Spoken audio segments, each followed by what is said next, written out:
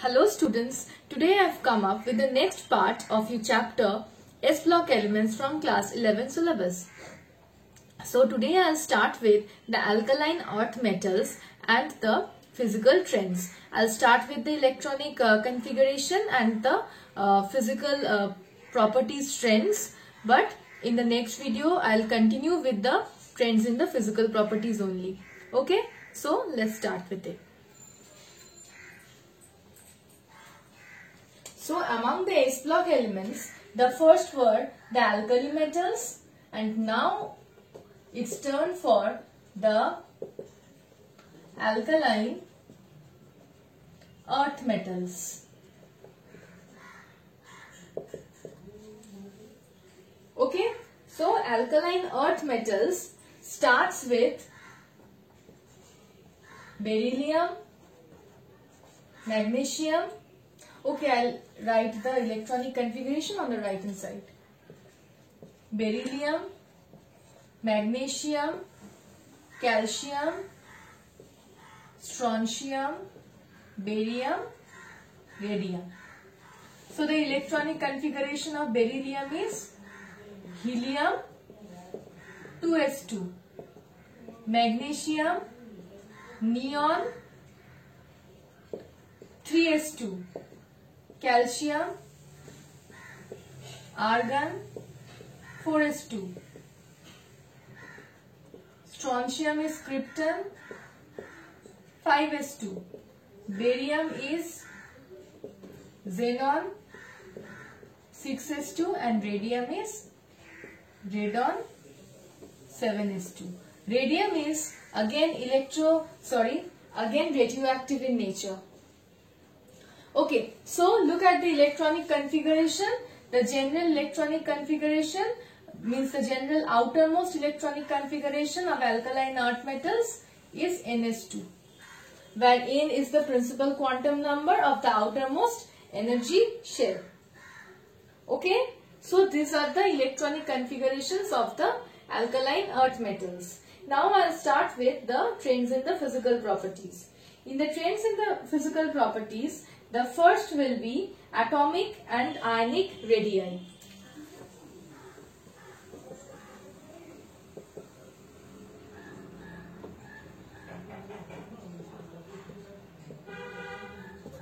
Atomic and ionic radii. Okay. So, you all know this, but still I will again continue saying, across a period, the atomic number increases. So, the positive charge of the nucleus will increase as the number of protons increases with an atomic number. Okay. So, the effective nuclear charge on the outermost electrons, the effective nuclear charge is denoted by Z effective, means Z star. The effective nuclear charge on the outermost electrons increases. As a result, the electrons are strongly pulled by the nucleus, and the atomic and ionic radii decreases across a period. Okay, this is across a period. So, you can say one thing, that the size of alkaline earth metals, means the atomic and the ionic radii of alkaline earth metals, is less than that of alkali metals. Okay, but still alkaline earth metals are towards the left of the periodic table. So their atomic and ionic radii are less than that of alkali metals, but still their atomic and ionic radii are much bigger than most of the elements in the periodic table. Okay, so they have a bigger size. Not as big as the alkali metals, but still their size is quite big. Okay, on moving down the group. On moving down the group also, atomic number increases. As a result, the Z effective increases. But this effect is not considered. Why? Because this effect is outweighed, means this effect is cancelled by the combined effect of successive addition of new shells. Means as we are moving down the group, see, there is successive addition of new shells. As a result, the quantum number increases on moving down the group. And another thing is the shielding effect of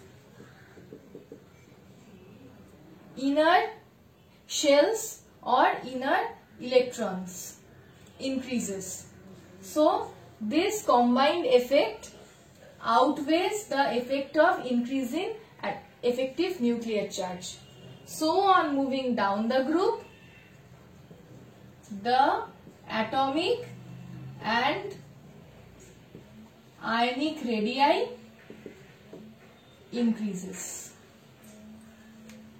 Okay, so on moving down the group, the atomic and the ionic radii increases. So as we move down the group from beryllium to barium and radium, the atomic size will increase, as well as the ionic size of Be2+, Mg2+, Ca2+, Sr2+, Ba2+, Ra2+. The size of the cation also increases down the group, and they generally form the cation of the type M2+. I am coming to this part later. Okay, so this is the atomic and the ionic radii. Now I will come to the ionization enthalpy. Ionization enthalpy is also an important part here.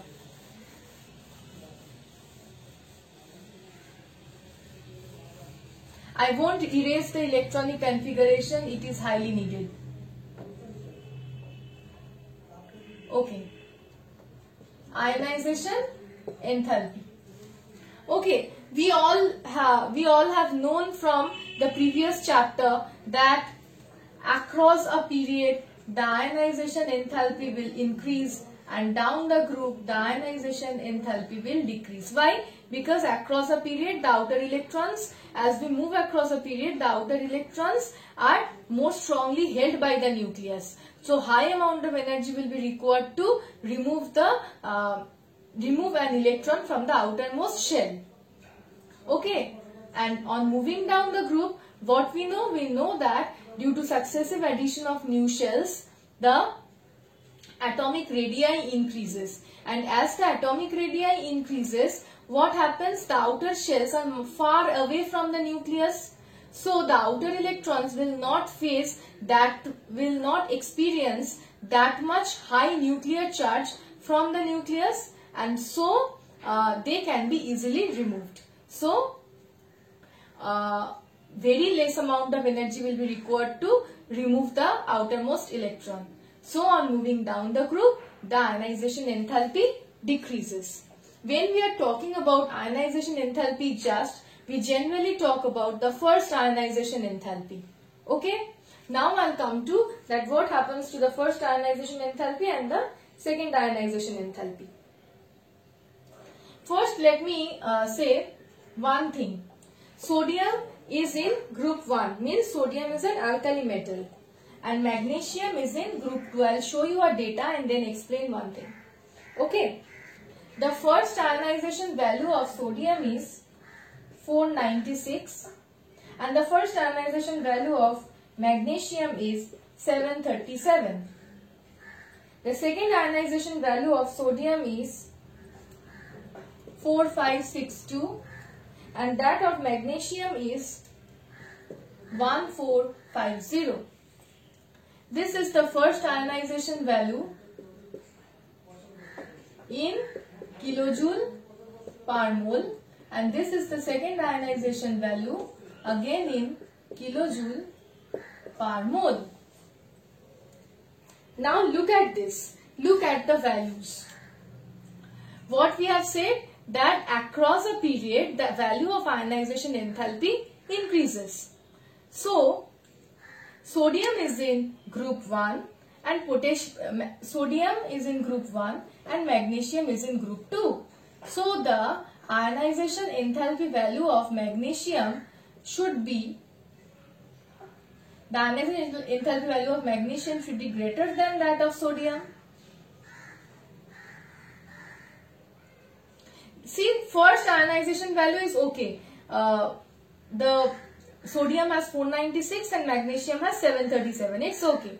But look at the second ionization enthalpy value. The second ionization enthalpy value of sodium is exceptionally high. Not only more than double, but many times, almost 10 times bigger. Why is this happening? Okay. Now just come to one point, that the electronic configuration of sodium is neon 3s1. When we are not writing neon, what we can write? 1s2, this is for sodium. 1s2, 2s2, 2p6, 3s1. And that of magnesium is 1s2, 2s2, 2p6, 3s2. Now see, both sodium and magnesium has a bigger atomic radii because they are at the left of the periodic table. Okay. So their outermost electron is generally loosely held. So very less amount of energy should be required to remove an electron from the outermost shell. So the first ionization enthalpy value of sodium is very less, 496. After first ionization, means after the removal of first electron, Na+. The electronic configuration of Na+ is 1s2, 2s2, 2p6. See, only one electron was present in 3s. When that one electron is removed, then the penultimate shell becomes the last shell. Okay. Now here, for magnesium, on loss of one electron,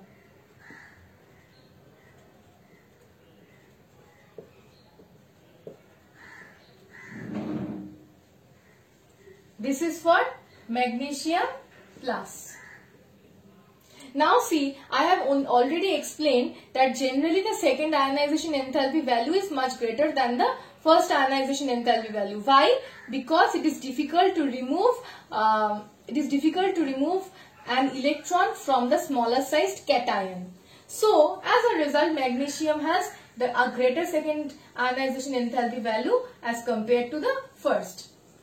So for magnesium, another electron will be removed and we will get Mg2 plus as 1s2, 2s2, 2p6. But what happens for sodium? See, the 2s, the 1s, 2s and 2p orbitals are completely filled. Stable electronic configuration. So when sodium is losing one electron, it will easily lose that electron in order to gain this stable electronic configuration. So very less amount of energy is required to remove that electron, and so the first ionization enthalpy value for sodium is so less. Look at magnesium. When magnesium is losing the first electron, it becomes a bit difficult for magnesium to lose that electron because magnesium has a stable electronic configuration of 3s2. But still, because of the bigger size of magnesium, the outer electrons are not strongly pulled by the nucleus. So, one electron can be removed from magnesium. That's why a much greater energy is required for removing that electron, and so for magnesium, the first ionization enthalpy is greater than that for sodium. It is 739. Okay, 737. Okay. And now we all know that it's difficult to remove an electron from a smaller sized cation. So the second ionization enthalpy value of magnesium is greater than the first. Okay. But see, if magnesium plus is having one outermost electron, then if that electron can be removed, then magnesium will gain a stable electronic configuration of 1s2 2s2 2p6. So not much higher energy will be required to remove this electron. That's why the second ionization enthalpy value for magnesium is not as much. But if sodium has to remove another electron, then it will greatly disturb the stable electronic configuration. As a result, it becomes very difficult for sodium to remove another electron.